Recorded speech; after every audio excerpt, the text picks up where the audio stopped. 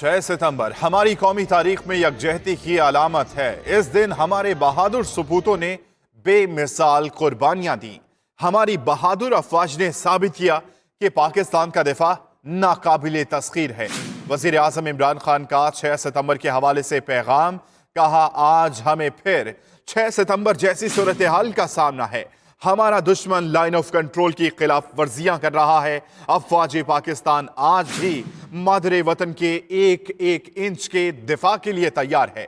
وزیر اعظم نے اپنے پیغام میں کہا کہ نریندر مودی کی حکومت مقبوضہ کشمیر میں ظلم و جبر کے پہاڑ توڑ رہی ہے۔ کشمیریوں کے حق خود ارادیت کو دبانے کے لیے ہر حربہ استعمال کیا جا رہا ہے۔ ہم بحیثیت قوم دشمن کی کسی بھی جارحیت کا مقابلہ کرنے کے لیے تیار ہیں۔ 6 ستمبر ہماری قومی تاریخ میں یکجہتی کی علامت ہے۔ اس دن ہمارے بہادر سپوتوں نے بے مثال قربانیاں دی ہیں۔